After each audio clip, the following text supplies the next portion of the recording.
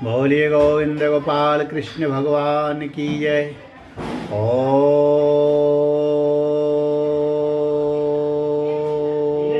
नमो भगवते वासुदेवाय। श्रीमद्भागवत महापुराण दशम स्कंद जरासंध से युद्ध और द्वारकापुरी का निर्माण। श्री सुखदेव जी कहते हैं, भरत शिरोमणि परीक्षित, कंस की दो रानियां थीं, अस्ति और प्राप्ति। पति की मृत्यु से उन्हें बड़ा दुख हुआ और वे अपने पिता की राजधानी में चली गई। उन दोनों का पिता था मगधराज जरासंध। उससे उन्होंने बड़े दुख के साथ अपने विधवा होने के कारणों का वर्णन किया। परीक्षित, ये अप्रिय समाचार सुनकर पहले तो जरासंध को बड़ा शोक हुआ, परंतु पीछे वे क्रोध से तिलमिला उठा। उसने ये निश्चय करके कि मैं पृथ्वी पर एक भी यदुवंशी नहीं रहने दूंगा, युद्ध की बहुत बड़ी तैयारी की और 23 अक्षौहिणी सेना के साथ यदुवंशियों की राजधानी मथुरा को चारों ओर से घेर लिया।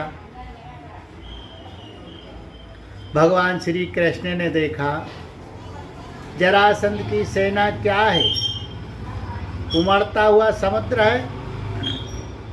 उन्होंने यह भी देखा कि उसने चारों ओर से हमारी राजधानी घेर ली और हमारे स्वजन तथा प्रवासी भयभीत हो रहे हैं। भगवान श्री कृष्ण पृथ्वी का भार उतारने के लिए ही मनुष्य का सावेश धारण किए हुए हैं। अब उन्होंने विचार किया कि मेरे अवतार का क्या प्रयोजन है और इस समय इस स्थान पर मुझे क्या करना चाहिए। उन्होंने सोचा ये बड़ा अच्छा हुआ कि मगधराज जरासंध ने अपने अधीनस्थ नरपतियों की पैदल घुड़सवार रथी और हाथियों से युक्त कई अक्षौहिणी सेना इकट्ठी कर दी। ये सब तो उस पृथ्वी का भारी जुटकर मेरे पास आ पहुंचा है। मैं इसका नाश करूंगा, परंतु अभी मगधराज जरासंध को नहीं मारना चाहिए, क्योंकि वह जीवित रहेगा तो फिर से असुरों की बहुत सी सेना इकट्ठी कर लाएगा। मेरे अवतार का यही प्रयोजन है कि मैं पृथ्वी का बोझ हल्का कर दूं, साधु सज्जनों की रक्षा करूं और दुष्ट दुर्जनों का संहार, समय समय पर धर्म रक्षा के लिए बढ़ते हुए अधर्म को रोकने के लिए मैं और भी अनेकों शरीर ग्रहण करता हूँ। परीक्षित, भगवान श्री कृष्ण इस प्रकार विचार कर ही रहे थे कि आकाश से सूर्य के समान चमकते हुए दो रथ आ पहुँचे। उनमें युद्ध की सारी सामग्रियां सुसज्जित थी और दो सारथी उन्हें हाँक रहे थे। इसी समय भगवान के दिव्य और सनातन आयुध भी अपने आप आकर उपस्थित हो गए। उन्हें देखकर भगवान श्री कृष्ण ने अपने बड़े भाई बलराम जी से कहा, भाई जी, आप बड़े शक्तिशाली हैं। इस समय जो यदुवंशी आप को ही अपना स्वामी और रक्षक मानते हैं, जो आपसे ही सनात है, उन पर बहुत बड़ी विपत्तियां पड़ी है। देखिए, ये आपका रथ है और आपके प्यारे आयुध हल मूसल भी आप पहुँचे हैं। अब आप इस रथ पर सवार होकर शत्रु सेना का संहार कीजिए और अपने स्वजनों को इस विपत्ति से बचाइए। भगवान साधुओं का कल्याण करने के लिए ही हम दोनों ने अवतार ग्रहण किया है। अतः अब आप ये 23 अक्षौहिणी सेना पृथ्वी का यह विपुल भार नष्ट कीजिए। भगवान श्री कृष्ण और बलराम जी ने ये सलाह करके कवच धारण किए और रथ पर सवार होकर वे मथुरा से निकले। उस समय दोनों भाई अपने अपने आयुध लिए हुए थे और छोटी सी सेना उनके साथ साथ चल रही थी। श्री कृष्ण का रथ हाँक रहा था दारू पुरी से बाहर निकलकर उन्होंने अपना 5 जन्य शंख बजाया। उनके शंख की भयंकर ध्वनि सुनकर शत्रु पक्ष की सेना के वीरों का हृदय डर के मारे थर्रा उठा। उन्होंने देखकर मगधराज जरासंध ने कहा, पुरुषाधम कृष्ण, तू तो अभी निरावच्चा है, अकेले तेरे साथ लड़ने में मुझे लाज लग रही है। कितने दिनों तक तू न जाने कहाँ छिपा फिरता था। मंद, तू तो अपने मामा का हत्यारा है, इसलिए मैं तेरे साथ नहीं लड़ सकता। जा, मेरे सामने से भाग जा। बलराम, यदि तेरे चित्त में यह श्रद्धा हो कि युद्ध में मरने पर स्वर्ग मिलता है, तो तू आ, हिम्मत बांध कर मुझसे लड़। मेरे बाणों से छिन्न भिन्न हुए शरीर को यहाँ छोड़कर स्वर्ग में जा, अथवा यदि तुझ में शक्ति हो तो मुझे ही मार डाल। भगवान श्री कृष्ण ने कहा, जरा मगधराज, जो सूरवीर होते हैं वे तुम्हारी तरह डीग नहीं हाँकते, वे तो अपना बल पौरुष ही दिखलाते हैं। देखो, अब तुम्हारी मृत्यु तुम्हारे सिर पर नाच रही है। तुम वैसे ही अकबक कर रहे हो जैसे मरने के समय कोई सन्निपात का रोगी करे। बकलो, मैं तुम्हारी बात पर ध्यान नहीं देता। श्री सुखदेव जी कहते हैं, परीक्षित, जैसे वायु बादलों से सूर्य को और धुएं से आग को ढक लेती है, किंतु वास्तव में ढकते नहीं, उनका प्रकाश फिर फैलता ही है, वैसे ही मगधराज जरासंध ने भगवान श्री कृष्ण और बलराम के सामने आकर अपने बहुत बड़ी बलवान और अपार सेना के द्वारा उन्हें चारों ओर से घेर लिया। यहाँ तक कि उनकी सेना, रथ, ध्वजा, घोड़ों और सारथियों का दिखना भी बंद हो गया।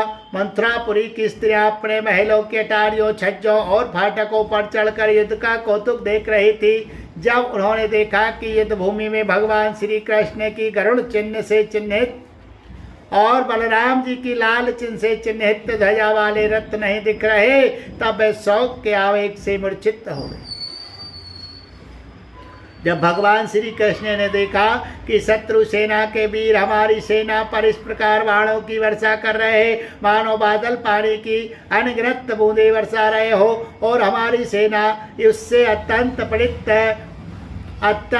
पीड़ित व्यथित हो रही है, तब उन्होंने अपने देवता और असुर दोनों से सम्मानित सारंग धनुष का टंकार किया। इसके बाद वे तरकस में से बाण निकालने, उन्हें धनुष पर चढ़ाने और धनुष की डोरी खींचकर झुंड के झुंड बाण छोड़ने लगे। उस समय उनका वह धनुष इतनी फुर्ती से घूम रहा था कि मानो कोई बड़े वेग से अलात चक्र लुकारी घुमा रहा हो। इस प्रकार भगवान श्री कृष्ण ने जरासंध की चतुरंगणी हाथी, घोड़े, रथ और पैदल सेना का संहार करने लगे, जिससे बहुत से हाथियों के सिर फट गए और वे मर कर गिरने लगे। बाणों की बौछार से अनेकों घोड़ों के सिर धड़ से अलग हो गए और ध्वजा, सारथी के नष्ट हो जाने से बहुत से रथ बेकाम हो गए। पैदल सेना की बही, जांग और सिर आदि अंग प्रत्यंग कट कर गिर पड़े। उस युद्ध में अपार तेजस्वी भगवान बलराम जी ने अपने मूसल की चोट से बहुत से मतवाले शत्रुओं को मार कर उनके अंग प्रत्यंग से निकले हुए खून की सैकड़ों नदियां बहा दी।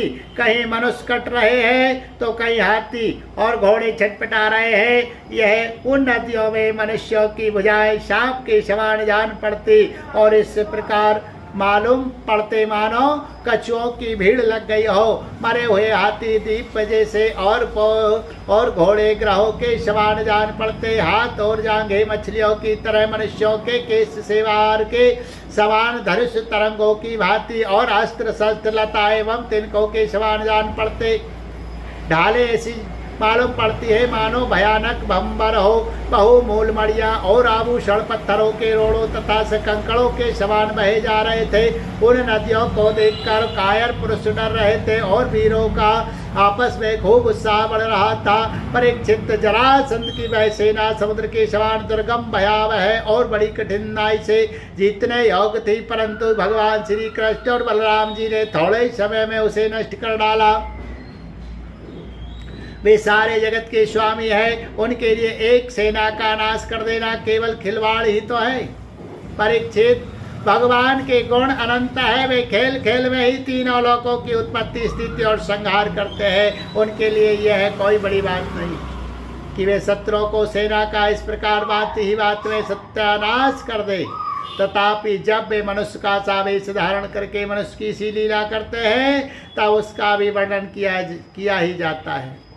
इस प्रकार जरासंध की सारी सेना मारी गई, रथ भी टूट गया, शरीर में केवल प्राण बाकी रहे। तब भगवान श्री बलराम जी ने जैसे एक सिंह दूसरे सिंह को पकड़ लेता है, वैसे ही बलपूर्वक महाबली जरासंध को पकड़ लिया। जरासंध ने पहले बहुत से विपक्षी नरपतियों का वध किया था, परंतु आज उसे बलराम जी वरुण की फांसी और मनुष्य के फंदे से बांध रहे थे। भगवान श्री कृष्ण ने यह सोचकर कि यह छोड़ दिया जाएगा तो और भी सेना इकट्ठी करके लाएगा तथा हम सहज ही पृथ्वी का भार उतार सकेंगे, बलराम जी को रोक दिया। बड़े बड़े शूरवीर जरासंध का सम्मान करते थे, इसलिए उसे इस बात पर बड़ी लज्जा मालूम हुई कि मुझे श्री कृष्ण और बलराम ने दया करके दीन की भांति छोड़ दिया है। अब उसने तपस्या करने का निश्चय किया, परंतु रास्ते में उसके साथ ही नरपतियों ने बहुत समझा कि राजन यदुवंशियों में क्या रखा है।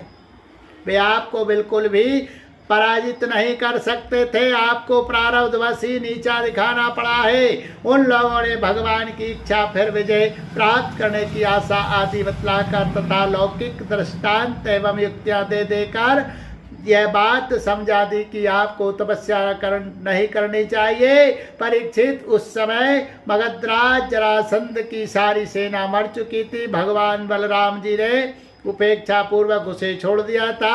इससे वह बहुत उदास होकर अपने देश जरासंध मगध को चला गया। परीक्षित, भगवान श्री कृष्ण की सेना में किसी का बाल भी बांका ना हुआ और उन्होंने जरासंध की 23 अक्षौहिणी सेना पर जो समुद्र के समान थी सहज ही विजय प्राप्त कर ली। उस समय बड़े बड़े देवता उन पर नंदन वन के पुष्पों की वर्षा और उनके इस महान कार्य का अनुमोदन प्रशंसा, बड़े देवता उन पर नंदन वन के पुष्पों की वर्षा और उनके इस महान कार्य का अनुमोदन प्रशंसा कर रहे थे। वह जरासंध की सेना के पराजय से मथुरावासी भय रहित हो गए थे और भगवान कर रहे थे भयभीत हो गए थे और भगवान श्री कृष्ण की विजय से उनका हृदय आनंद से भर रहा था। भगवान श्री कृष्ण आकर उनसे मिल गए। सूत, मागध और बंदीजन उनकी विजय के गीत गा रहे थे। जिस समय भगवान श्री कृष्ण ने नगर में प्रवेश किया उस समय वहाँ शंख, नगाड़े, भेरी, तुरही, वीणा, बांसुरी और मृदंग श्री कृष्ण ने नगर में प्रवेश किया। मृदंग आदि बाजे बजने लगे थे। मथुरा की एक एक सड़क और गली में छिड़काव कर दिया गया था। चारों ओर हंसते खेलते नागरिकों की चहल पहल थी। सारा दिन छोटी छोटी झंडियों और बड़ी बड़ी विजय पताकाओं से सजा दिया गया था। ब्राह्मणों की वेद ध्वनि गूंज रही थी और सब और आनंद और सबके सूचक बंधनवार बांध दिए गए थे। जिस समय श्री कृष्ण नगर में प्रवेश कर रहे थे उस समय नगर की नारियां प्रेम और उत्कंठा से भरे हुए नेत्रों से उन्हें स्नेह पूर्वक निहार रही थी और फूलों के हार, दही, अक्षत और जो आदि के अंकुरों की उनके ऊपर वर्षा कर रही थी। भगवान श्री कृष्ण रणभूमि से अपार धन और वीरों के आभूषण ले आए थे। वह सब उन्होंने यदुवंशियों के राजा उग्रसेन के पास भेज दिया। परीक्षित, इस प्रकार 17 बार 23 अक्षौहिणी सेना इकट्ठी करके मगधराज जरासंध ने भगवान श्री कृष्ण के द्वारा सुरक्षित यदुवंशियों से युद्ध किया, किंतु यादवों ने भगवान श्री कृष्ण की शक्ति से हर बार उसकी सारी सेना नष्ट कर दी। जब सारी सेना नष्ट हो जाती तब यदुवंशियों के उपेक्षा पूर्वक छोड़ देने पर जरासंध अपनी राजधानी में लौट जाता। जिस समय 18वां संग्राम छिड़ने वाला था उसी समय नारद जी का भेजा हुआ वीर काल यवन दिखाई पड़ा। युद्ध में काल यवन के सामने खड़ा होने वाला वीर संसार में दूसरा कोई ना था। उसने जब ये सुना कि यदुवंशी हमारे ही जैसे बलवान है और हमारा सामना कर सकते हैं, तब 3 करोड़ मलेच्छों की सेना लेकर उसने मंथरा को घेर लिया। काल यवन की ये असमय चढ़ाई देखकर भगवान श्री कृष्ण ने बलराम जी के साथ मिलकर विचार किया, अहो इस समय तो यदुवंशियों पर जरासंध और काल यवन ये दो विपत्तियां एक साथ ही मंडरा रही है। आज इस परम बलशाली यवन ने हमें आकर घेर लिया है और जरासंध भी आज कल या परसों में आ ही जाएगा। यदि हम दोनों भाई इसके साथ लड़ने में लग गए और उसी समय जरासंध आ पहुंचा तो वह हमारे बंधुओं को मार डालेगा या तो कैद करके अपने नगर में ले जाएगा, क्योंकि वह बहुत बलवान है। इसलिए आज हम लोग एक ऐसा दुर्ग, ऐसा किला बनाएंगे जिसमें किसी भी मनुष्य का प्रवेश करना अत्यंत कठिन होगा। अपने स्वजन संबंधियों को उसी किले में पहुंचाकर फिर इस यवन का वध कराएंगे। बलराम जी से इस प्रकार सलाह करके भगवान श्री कृष्ण ने समुद्र के भीतर एक ऐसा दुर्गम नगर बनवाया जिसमें सभी वस्तुएं अद्भुत थी और उस नगर की लंबाई चौड़ाई 48 कोस की थी। उस नगर की एक एक वस्तु में विश्वकर्मा जी का विज्ञान, वास्तु विज्ञान और शिल्प कला की निपुणता प्रकट होती थी। उसमें वास्तुशास्त्र के अनुसार बड़ी बड़ी सड़कों, चौराहों, गलियों की यथास्थान ठीक ठीक विभाजन किया गया था।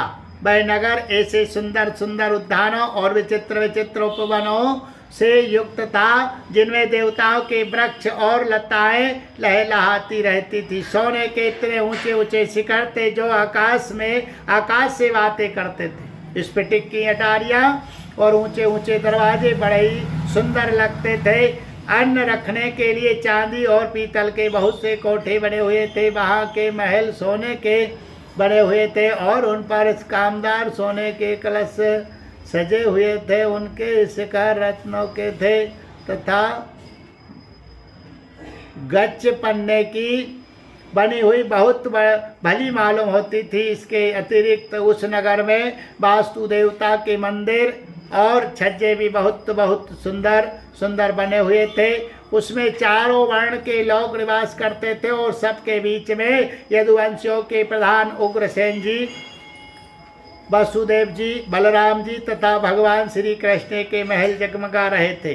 परीक्षित, उस समय देवराज इंद्र ने भगवान श्री कृष्ण के लिए पारिजात वृक्ष और सुधर्मा सभा को भेज दिया।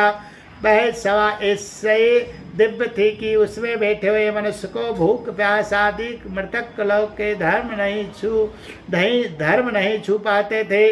वरुण जी ने ऐसे बहुत से श्वेत घोड़े भेज दिए जिनका एक कान श्याम वर्ण का था और जिनकी चाल मन के समान तेज थी। धनपति कुबेर जी ने अपने आठों निधियां भेज दी और दूसरे लोकपालों ने भी अपनी अपनी विभूतियां भगवान के पास भेज दी। परीक्षित, सभी लोकपालों को भगवान श्री कृष्ण ने ही उनके अधिकार के निर्वाह के लिए शक्तियां और सिद्धियां दी है। जब भगवान श्री कृष्ण पृथ्वी पर अवतीर्ण होकर लीला करने लगे तब सभी सिद्धियां उन्होंने भगवान के चरणों में समर्पित कर दी। भगवान श्री कृष्ण ने अपने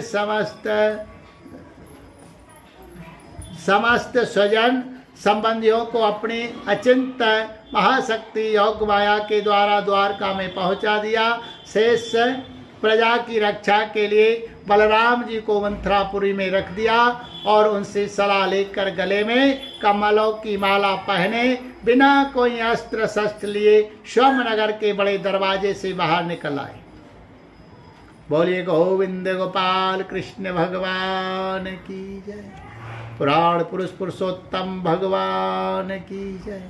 सत्य सनातन वैदिक धर्म की जय।